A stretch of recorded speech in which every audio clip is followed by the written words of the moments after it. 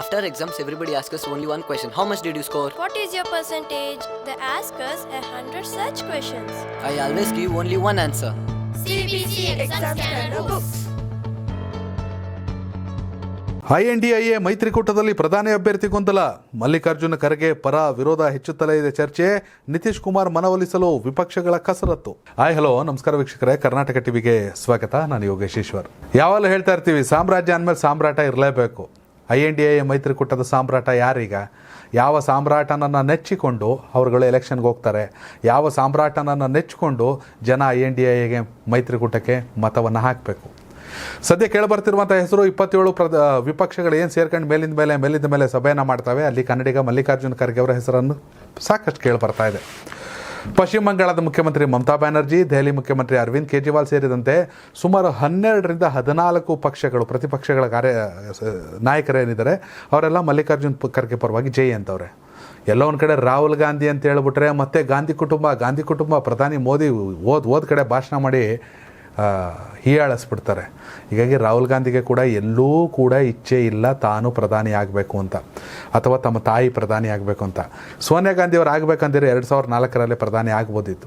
ಆದರೆ ನಮ್ಮ ತಂದೆಯನ್ನು, ನಮ್ಮ ಅಜ್ಜಿಯನ್ನು ನಾನು ಕಣ್ಣೆದುರಲ್ಲಿ ಕಳ್ಕೊಂಡಿದ್ದೀನಿ, ದಯವಿಟ್ಟು ಬೇಡ, ನಮ್ಮ ಕುಟುಂಬದವ್ರು ಯಾರು ಪ್ರಧಾನಿ ಆಗೋದು ಬೇಡ ಅಂದ್ಬಿಟ್ಟು 2004ರಲ್ಲೇ ಸೋನಿಯಾ ಗಾಂಧಿಯವರು ಪ್ರಧಾನಿ ಆಗೋದನ್ನ ತಡೆದು ಮನಮೋಹನ್ ಸಿಂಗ್ ಅವರಿಗೆ ಅವಕಾಶವನ್ನು ಮಾಡಿಕೊಟ್ಟಿದ್ದರಲ್ಲಿ ಪ್ರಮುಖ ಪಾತ್ರ ವಹಿಸಿದ್ದವರಲ್ಲಿ ರಾಹುಲ್ ಗಾಂಧಿ ಕೂಡ ಒಬ್ಬರು. ಇದೀಗ ಮತ್ತೆ ರಾಹುಲ್ ಗಾಂಧಿ ಪ್ರಧಾನಿ ಆಯ್ತಾರೆ? ಇಲ್ಲ. ಭಾರತ್ ಜೋಡೋ ಯಾತ್ರೆ ಮೂಲಕ ಇಡೀ ದೇಶವನ್ನು ಒಗ್ಗೂಡಿಸೋದು, ಕಾಂಗ್ರೆಸ್ಗೆ ಬಲವನ್ನು ತಂದುಕೊಡೋದಷ್ಟೇ ಅವ್ರ ಕೆಲಸ. ಆದರೆ ಮಲ್ಲಿಕಾರ್ಜುನ ಖರ್ಗೆ ಪರವಾಗಿ ರಾಹುಲ್ ಗಾಂಧಿ ಕೂಡ ಬ್ಯಾಟಿಂಗ್ ಮಾಡ್ತಾವ್ರೆ. JDU ನಾಯಕರಾಗಿರುವಂಥ, ಹಾಗೆ ಬಿಹಾರದ ಮುಖ್ಯಮಂತ್ರಿ ಆಗಿರುವಂಥ ನಿತೀಶ್ ಕುಮಾರ್ ಮತ್ತು ಲಾಲು ಪ್ರಸಾದ್ ಯಾದವ್ ಇದಕ್ಕೆ ಸ್ವಲ್ಪ ಹಿಂದೇಟಾಗ್ತಾವ್ರೆ. ಯಾಕೆ ಅವ್ರಿಗೆ ಕೊಡಬೇಕು ಅಂತ. ಲಾಲು ಪ್ರಸಾದ್ ಯಾದವ್ ಅವ್ರಿಗೆ ಒಂದಷ್ಟು ಆರೋಗ್ಯ ಸಮಸ್ಯೆ, ಮತ್ತೊಂದು ಏಜ್ ಫ್ಯಾಕ್ಟ್ರು, ಓಕೆ, ಅವರು ರೋಡ್ ಔಟು.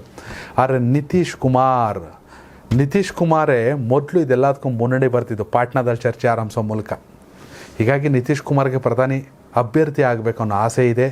ಅವಕಾಶ ಸಿಕ್ಕರೆ ಪ್ರಧಾನಿ ಆಗಲೇಬೇಕು ಅನ್ನೋ ಅಭಿಲಾಷೆಯೂ ಇದೆ. ಆದರೆ ಪ್ರತಿಪಕ್ಷಗಳು ಅಂತ ಒಂದಷ್ಟು ಜನ ಸೇರ್ಕೊಂಡ್ಮೇಲೆ ಅಲ್ಲೂ ಒಂದು ಬಹುಮತ ಬೇಕಲ್ವಾ. ಸದ್ಯ ನಿತೀಶ್ ಕುಮಾರ್ ಪರವಾಗಿ ಏನು ಬಹುಮತ ಇದೆ ಅಂತ ಹೇಳೋಕ್ಕಾಗಲ್ಲ. ಆದರೆ ಮಲ್ಲಿಕಾರ್ಜುನ ಖರ್ಗೆ ಪರವಾಗಿ ಸಾಕಷ್ಟು ಜನರಿಗೆ ಒಲವಿದೆ. ಹೀಗಾಗಿ ಸ್ವತಃ ರಾಹುಲ್ ಗಾಂಧಿಯವರೇ ನಿತೀಶ್ ಕುಮಾರ್ ಅವರ ಮನವೊಲಿಸೋ ಪ್ರಯತ್ನವನ್ನು ಮಾಡ್ತಿದ್ದಾರೆ. ನಿತೀಶ್ ಕುಮಾರ್ ಅವರ ಮುನಿಸನ್ನು ಶಮನ ಮಾಡೋ ಪ್ರಯತ್ನವನ್ನು ಮಾಡ್ತಿದ್ದಾರೆ. ಇಲ್ಲ, ಮಲ್ಲಿಕಾರ್ಜುನ ಖರ್ಗೆ ಅವರಿಗೆ ಅಪಾರವಾದ ಅನುಭವವಿದೆ. ಪ್ರಧಾನಿ ನರೇಂದ್ರ ಮೋದಿ ಅವರಿಗೆ ಸಂಸತ್ ಕಲಾಪದಲ್ಲೂ ಟಕ್ಕರನ್ನು ಕೊಡುವಂಥ ಏಕೈಕ ನಾಯಕ ಇದ್ದರೆ ಅದು ಖಂಡಿತವಾಗಲೂ ಕೂಡ ಮಲ್ಲಿಕಾರ್ಜುನ ಖರ್ಗೆ. ಹೀಗಾಗಿ ಮಲ್ಲಿಕಾರ್ಜುನ ಖರ್ಗೆ ಅವರನ್ನೇ ನಾವುಗಳು ಪ್ರಧಾನಿ ಅಭ್ಯರ್ಥಿಯನ್ನಾಗಿ ಘೋಷಿಸಿದರೆ ಒಳ್ಳೆಯದು ಅನ್ನೋ ಲೆಕ್ಕಾಚಾರಗಳನ್ನು ಮನವರಿಕೆ ಮಾಡೋ ಪ್ರಯತ್ನವನ್ನು. ಈ ಕಡೆ ಎಲ್ಲ ಒಂದು ಕಡೆ ಮಮತಾ ಬ್ಯಾನರ್ಜಿ ವಿರೋಧ ಮಾಡ್ತಾರೆ, ಅಥವಾ ಇನ್ಯಾರ ವಿರೋಧ ಮಾಡ್ತಾರೆ, ಅಥವಾ ಕೇಜ್ರಿವಾಲ್ ನಾನು ಆಸ್ಪಿರೆಂಟು, ಡೆಲ್ಲಿಲಿ 2 ಸಲ ಮುಖ್ಯಮಂತ್ರಿ ಆಗಿದ್ದೀನಿ ಅಂತಾರೆ. ಅಂದರೆ ಅವರೆಲ್ಲ ಖರ್ಗೆಗೆ ಜೈ ಅಂತ ಅವರೇ.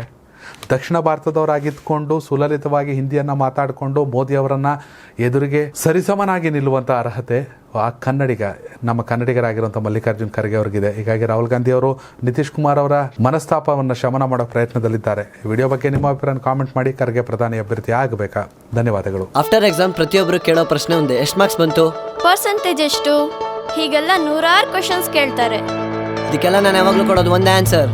CBC Exam Scanner Books. ಹಾಗಾದ್ರೆ ಎಕ್ಸಾಮ್ ಸ್ಕ್ಯಾನರ್ ಏನು?